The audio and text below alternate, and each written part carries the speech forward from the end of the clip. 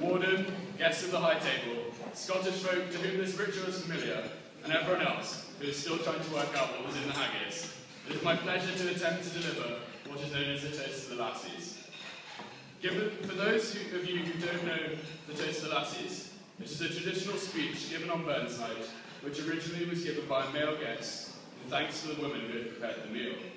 However, nowadays it is a much more wide-ranging and generally covers the speaker's view on the inferior sex.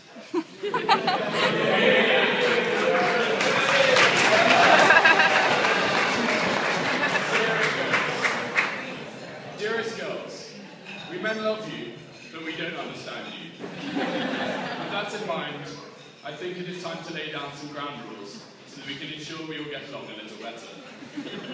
1. Men are not mind readers. 2. Learn to work the toilet seat. You're a big girl. If it's up, put it down. We need it up, you need it down.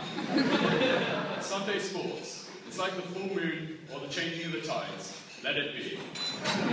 Whenever possible, please say whatever you have to say during the adverts. 5. Crying is blackmail. 6.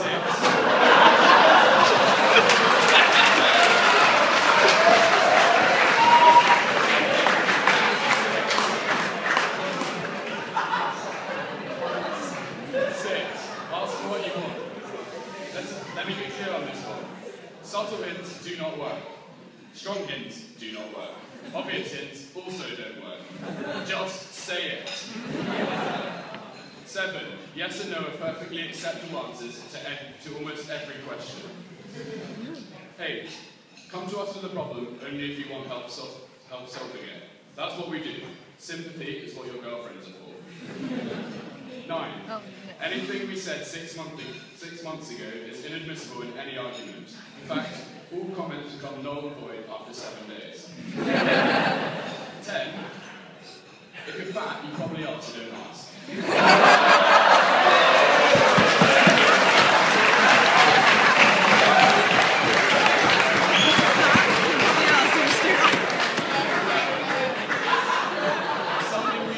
If something we said can be interpreted in 2 ways, and one of the ways makes you sad or angry, we meant the other one. 12. Christopher Columbus didn't need directions, and neither do we. Especially this one got lost today. 13. All men see in only 16 colours. Peach, for example, is a fruit, not a colour. Pumpkin is also a fruit, and what on earth is mauve? If we ask what is wrong, and you say nothing, we will act like nothing's wrong. We know you're lying, but it's not just not worth the hassle. 15. Don't ask us what we're thinking about unless you're prepared to discuss topics such as football and or drinking. Finally, if it itches, it will be scratched.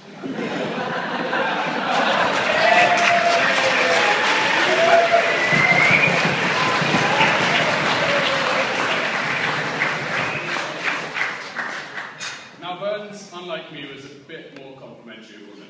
A bit of a player, Robert Burns had a total of 12 children by 4 women, including 9 by his wife, Jean Armour. He knew that men, for all our faults, would ever be cruel to women. In one poem he said of women, "To see her is to love her, and love her but forever, for nature made her what she is, and never made another." Indeed, many men since Burns have been inspired by the lassies in their lives, poured their hearts out onto the beautiful lyrics that we've all come to know. All you need is love, Paul McCartney. How wonderful life is now you're in the world, Elton John, though it is debatable just how much is actually aimed at women. My first, my last, my everything, Barry White. But what do us guys get in return? Does he wash up? He never washes up. Does he clean up? He never cleans up. Does he brush up? No, he never brushes up. He does nothing, the boy does nothing. She digs him. Does she ever stop moaning? No, she never stops moaning. But clearly she has no lyrical genius either. But on a serious note, what would you do without me? Since coming to uni, I've fallen into bad habits. Forgetting to do my laundry, leaving my printing to the last minute, and throwing my clothes into a heap in my room. who's come to my aid? Yes, the lassies of Will's school. Without you, names going unsaid, I would have to tidy my room myself, buy a printer, and fold up my clothes mostly. Instead, I've had my clothes washed and folded and my printing done by girls. It seems you never leave a job undone. Well, most of you anyway.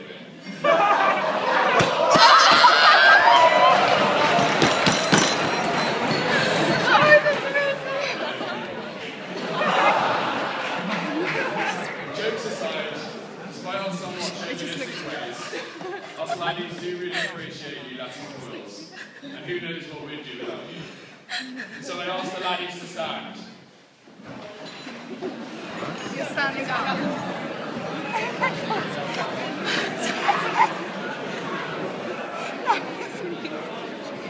Seize your drinks and raise your glasses.